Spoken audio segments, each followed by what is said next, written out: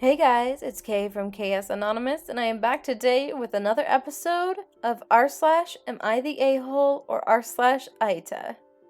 My ex-husband goes to school and as such has decided he cannot keep our two kids, 2 and 4, overnight, ever. We have a custody order that he fought me tooth and nail for 50-50, but he realistically sees them about 6 hours a week during the day because he has class and never at night because he has to study. We have this unofficial arrangement where I won't take him back to court to adjust the custody to a more reasonable schedule for his actual schedule as long as he promises to be done in the next 2 years and finally get that job he has been claiming the university degree will help him get if I just give him time. He swears this area of study is the right one this time.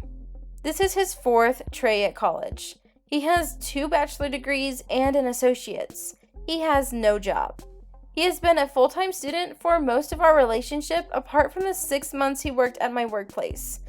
A job I stuck my neck out to get him, but got fired. Anyway, I've been pulling long hours at work and working from home long into the night for the last 6 weeks.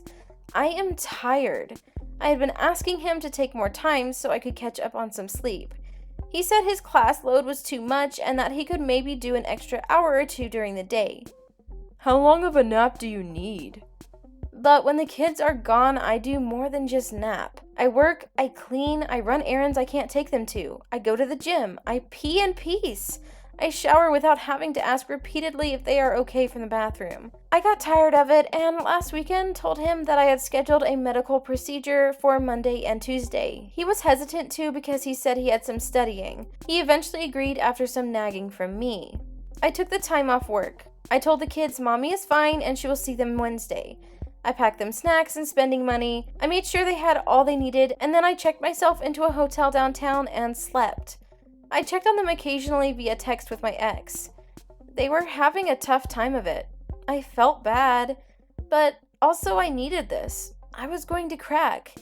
I didn't pick up any work phone or mess with any work. I drank. I had a drink in an actual bar for the first time in 3 years. I mostly slept and ate food that was awful for me.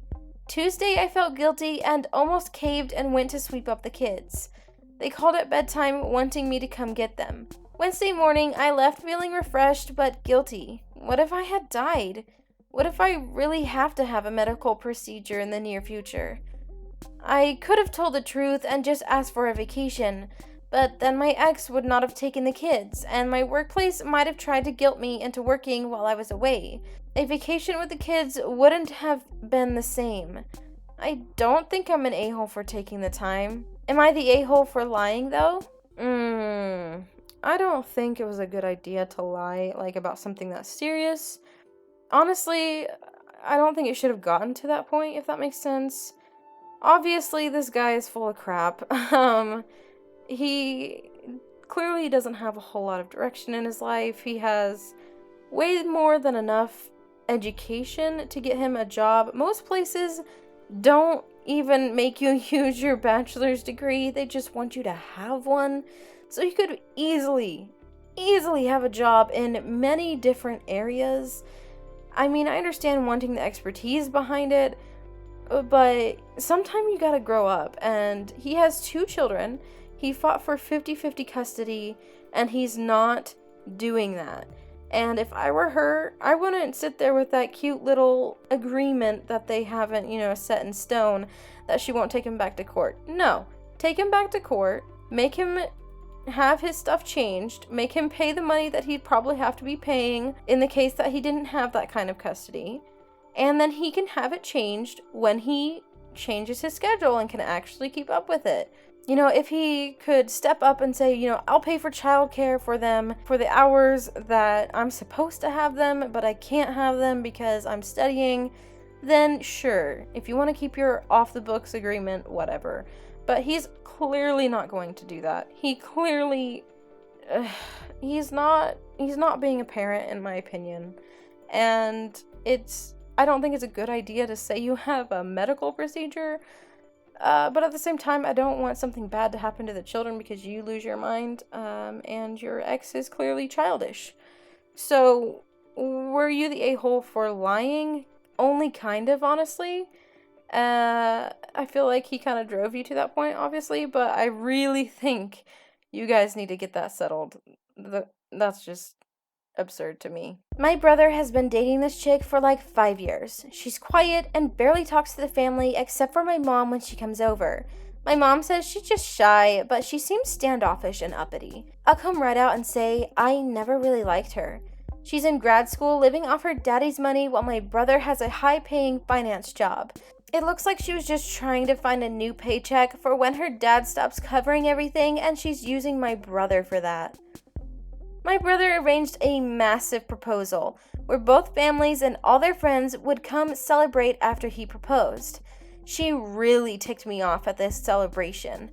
If she's really just shy, why is she suddenly all over my brother, kissing him and sitting in his lap and talking to everyone? She was on her phone the whole time taking pictures of her hand and the freaking massive ring he bought her. It's like her whole personality changed when she got what she wanted. On top of that, one of my aunts made a joke about them having kids soon, and my brother's girlfriend said, "Nope, I'm not having kids. Get ready for some adopted babies." It rubbed me the wrong way that she couldn't just roll with the joke and needed to assert herself suddenly when she was never even talking to us before. I told my brother that I don't think he should marry her because she has bad intentions and was just chasing the stability and finances he provides. He told me to F myself and blocked me on social media. My mom is ticked at me too and told me to get my crap together. I don't really give a crap about reconciling, but I'm wondering if I'm in the wrong. Am I the a-hole for pointing out the red flags that I see everywhere? Yes. Okay, so, I mean, credit for coming out and saying that you never really liked her, because that becomes abundantly clear in this post. Clearly you don't like her. Maybe she just needed time to warm up to people, and maybe she's anxious around people she's not super close to, but, you know, being excited about getting engaged at a really big engagement proposal, whatever thing, that the whole entire family on both sides are there and they're friends and stuff like that, why shouldn't she talk to people? Maybe she was just more comfortable because her family and her friends were there too, and it made it easier to be able to talk to you guys too. Like, are you serious?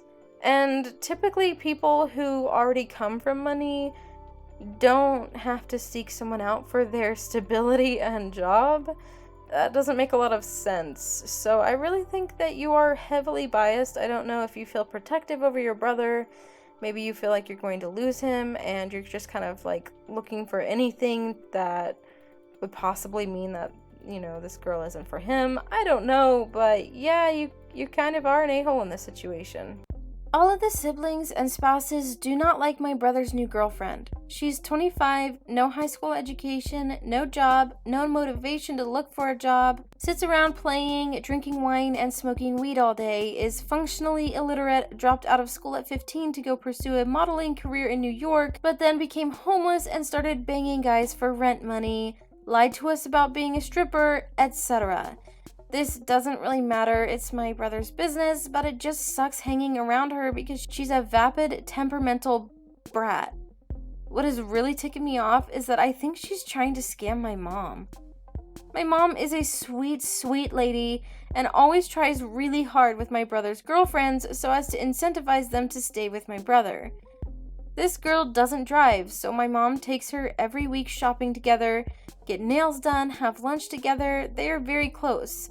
In fact, the girl has said that if not for my mom, she probably would have left my brother by now. Recently, my mom told me something that just doesn't make sense. This girl is now claiming that she passed her GED exam but can't access the certificate because she owes the school $800, and my brother won't give her the money. This sounds like BS to me for several reasons. First, not 6 months ago, my parents bought this girl a GED study book because she told my mom she didn't have a GED. Secondly, a little research shows that the GED classes in my area are $120, which includes your exam and certificate. Thirdly, it's my understanding that once you pass your GED examination, it gets filed with the state, as in it's not like owing a college money who won't give you a diploma. Fourth, my brother makes good money and they buy all kinds of random crap. If this girl needed $800 to get her GED certificate so she could get a decent job, my brother would give it to her. There's a bunch of other red flags with this girl, like how he caught her lying when she said she was working at a restaurant that was closed, threatened my brother with a knife and hit him a couple times, needs to smoke weed or else she hears voices, etc. What I would like to do is tell my brother in a very nice, non-confrontational manner that we heard that she was hitting mom up for $800 because even though she passed her GED exam, she still owed this school $800 that he was unwilling to give her. Kind of like, we heard the great news that girlfriend passed her GED, but what the heck, man? Why don't you give her the money to buy her GED so she can get a decent job? Why does she have to ask her mom for money? All this in hopes that he would realize she's full of crap because he knows that she hasn't passed her GED exam, and he would know that she had never asked him for $800. And most importantly, he would realize that this girl was trying to scam our mother, and possibly they would finally break up. Now, unlike the last one, these are actual red flags, glaring red flags. Someone who is consistently lying and now is hitting up the mom for money for stuff that's, again, clearly a lie.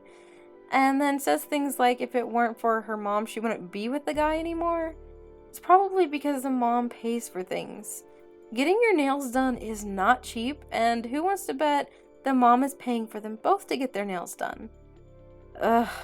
I really hope you bring it up to him. I think the way you have it planned is good. Kind of seems non-confrontational and non-accusatory. And that way he doesn't think, you guys are just trying to be mean or something. And hopefully this does turn out where they split up because she really sounds like she's just there for money. My cousin was flying home after a family wedding and I offered to take her to a late lunch before taking her to the airport. She accepted and picked a place. So we go to the restaurant, not a cheap one, and when it is time to order, she says she isn't hungry, but then orders a plate of food and a dessert to go, and she says she now has lunch for tomorrow. I wasn't particularly hungry either. I was just offering her food since I knew she would be on a plane for a few hours. So I just ate an appetizer and we left. My mother says I have no reason to be upset. I offered her a meal and she accepted, end of story. But to me, when you offer to buy a person a meal, it isn't just free food you are offering the treat of a communal meal at your expense. It's like if I tell my buddy I'd like to buy him a drink later, he doesn't just say, just give me the $4 and I'll buy one myself. And in my view, if someone offers you a meal and you aren't hungry, you just order something small or refuse. You don't just use it as an opportunity to stock up on food for later. My cousin is a nurse and makes a good salary, but has always been really tight with money, and I feel like she just saw me as a way to get a free meal. So, am I the a-hole here for being annoyed by this? Now, normally, I'm the kind of person who, thinks if you said something, you should stand by it. But, really, I'm not the best person in the world at understanding social situations.